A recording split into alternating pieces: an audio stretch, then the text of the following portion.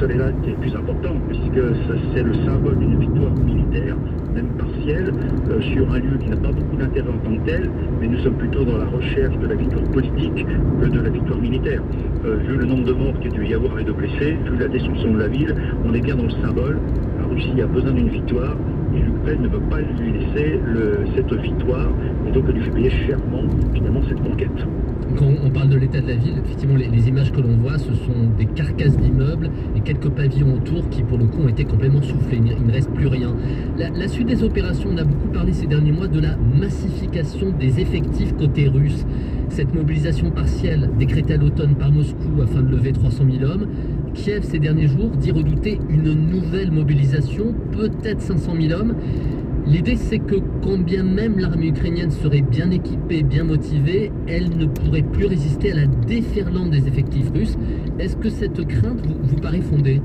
Alors je pense que émettre la crainte est normal, légitime, mais pour l'instant c'est bien du côté ukrainien qu'on entend parler, une mobilisation de 500 000 hommes maintenant, et qui devait se faire pour le 7 janvier, rappelons-le, qui n'a pas eu lieu. Rappelons-nous aussi que Poutine et son ministre de la Défense ont dit qu'il n'y aurait pas de mobilisation supplémentaire.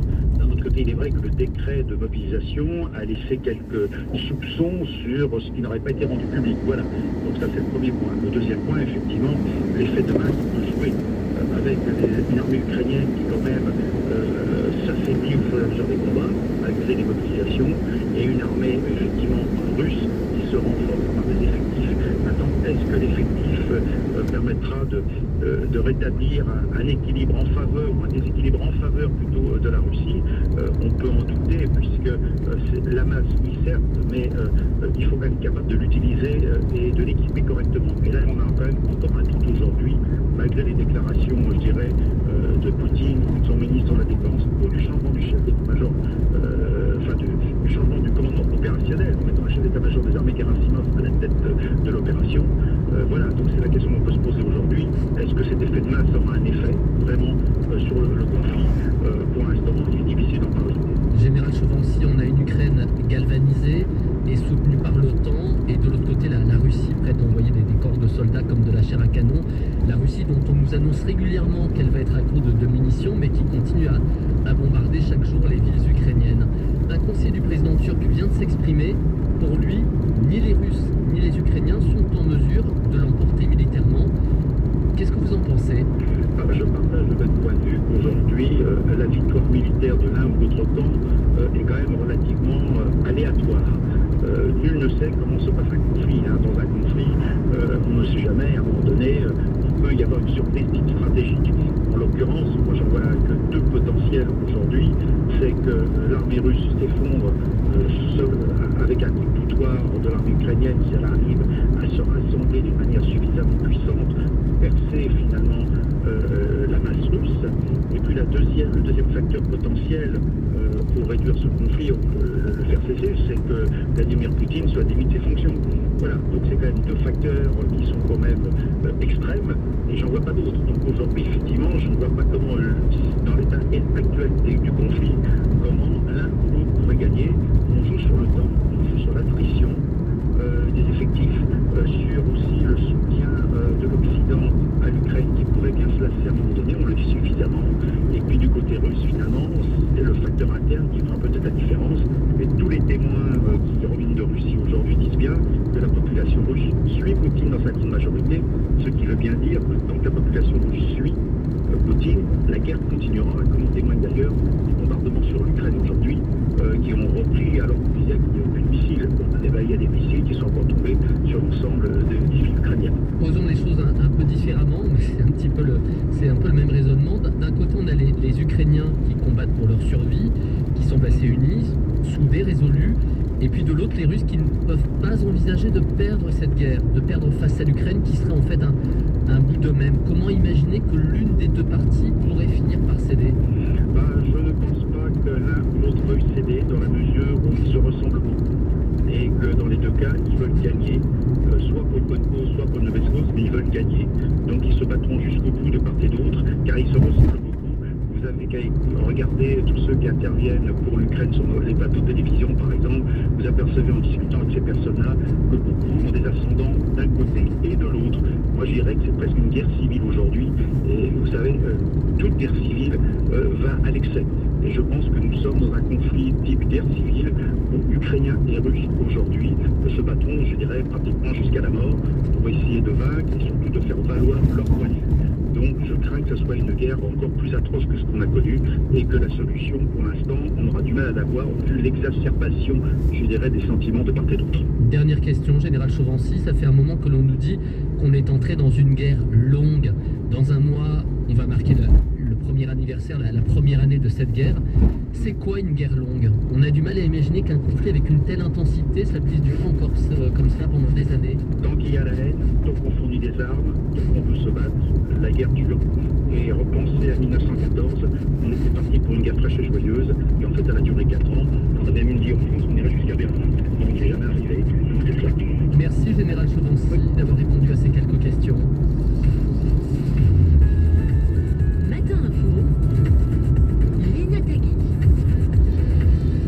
Il est 8h21, vous êtes sur Midi 1. Bienvenue si vous nous rejoignez. Merci d'être avec nous. L'actualité économique sur Midi 1 et on parle ce matin de l'inflation en Europe. Bonne nouvelle, l'augmentation du coût de la vie semble bien se calmer avec un ralentissement de la hausse des prix enregistrés fin 2022 sur tout le vieux continent.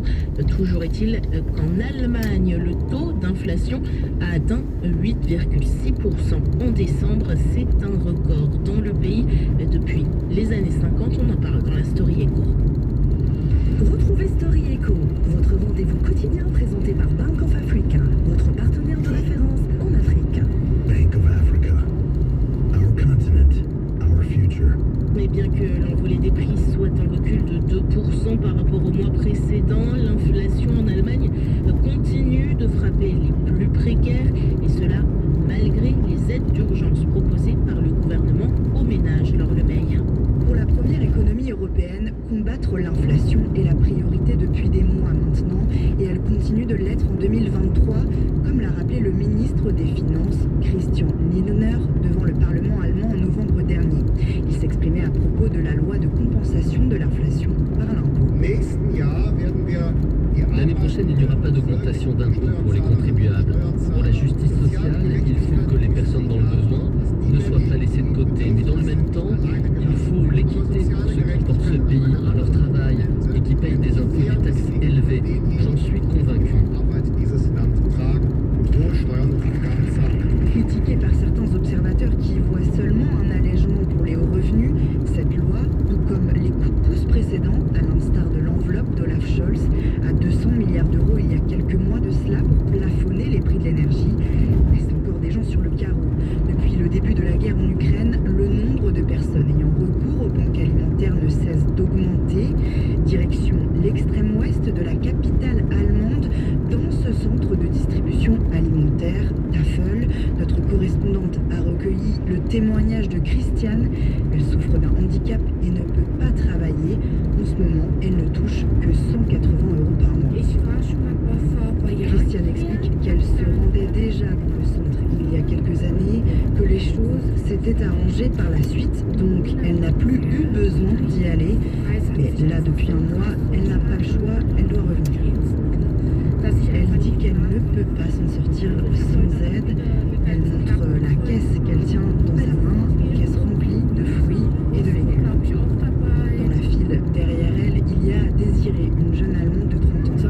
Elle nous parle de son travail d'aide à la personne, un travail qu'elle adore, mais là elle réalise qu'elle ne peut pas en vivre. Ce jour-là, au centre de distribution alimentaire, une trentaine de bénévoles sont sur le pont. La fondatrice du réseau Tafel, Sabine Wirth, constate que les demandes sont toujours plus importantes pour se procurer de la nourriture, et ce depuis le début de l'offensive russe. Nous avons accueilli énormément de réfugiés ukrainiens dans toute l'Allemagne et la plupart d'entre eux arrivent d'abord à Berlin. Se sont donc tournés vers nous. En plus de cela, nous avons une énorme inflation en Allemagne. De nombreuses personnes viennent chez nous désormais alors qu'ils n'auraient jamais pensé avoir besoin d'une banque alimentaire. Dans la ville de Berlin, environ 185 000 personnes sont dans l'obligation d'avoir recours aux banques alimentaires.